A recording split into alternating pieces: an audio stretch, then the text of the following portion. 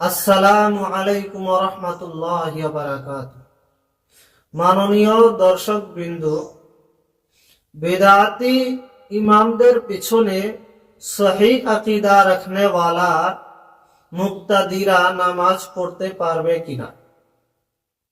তো প্রথমত আপনাকে জানতে হবে যে ইমাম সাহেবের আকীদাগুলো পরিপূর্ণভাবে বিদআতি আকীদা নাকি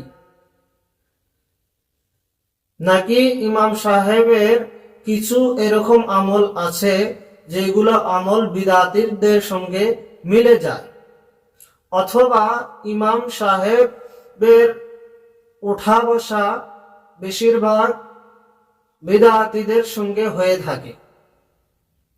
তো এই বিষয়ে আপনাকে খেয়াল করতে হবে যে যদি আপনি পরিপূর্ণভাবে জানতে না পারেন যে ইমাম সাহেবের পুরাপুরি আকীদা হচ্ছে বিদআতি আকীদা, যদি আপনি এই বিষয় পরিপূর্ণভাবে জ্ঞাত না থাকেন, আপনার ইয়াকিন যদি না থাকে যে ইমাম সাহেব পরিপূর্ণভাবে বিদআতি, তাহলে ওই ইমাম সাহেবের পিছনে আপনার সহি আকীদা রাখনে ওয়ালা মুক্তাদিদের নামাজ পড়া মাকরুহে তানজিহি হয়ে যাবে।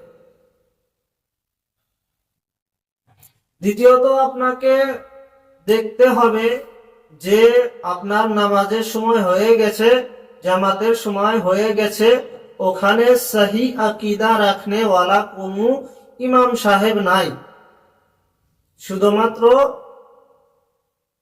এই ইমাম সাহেবই আছে। তাহলে একা একা নামাজ পড়ার চাইতে ভালো হচ্ছে আপনি জামাতের সঙ্গে ওই ইমাম সাহেবের পিছনেই নামাজ পড়ে নেবেন।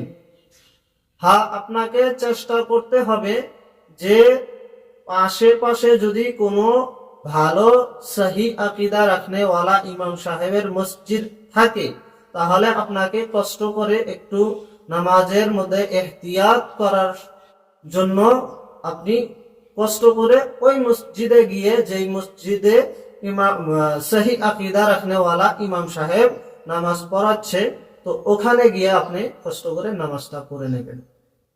তো আশা করি সবাই এই বিষয়টা ক্লিয়ার ভাবে বুঝতে পেরেছেন। যদি বোঝার মধ্যে কোনো অসুবিধা হয়ে থাকে, কোনো ধরনের ডাউট হয়ে থাকে, কমেন্ট বক্সে গিয়ে জিজ্ঞাসা করতে পারেন অথবা আমার সাথে কন্টাক্ট করতে পারেন।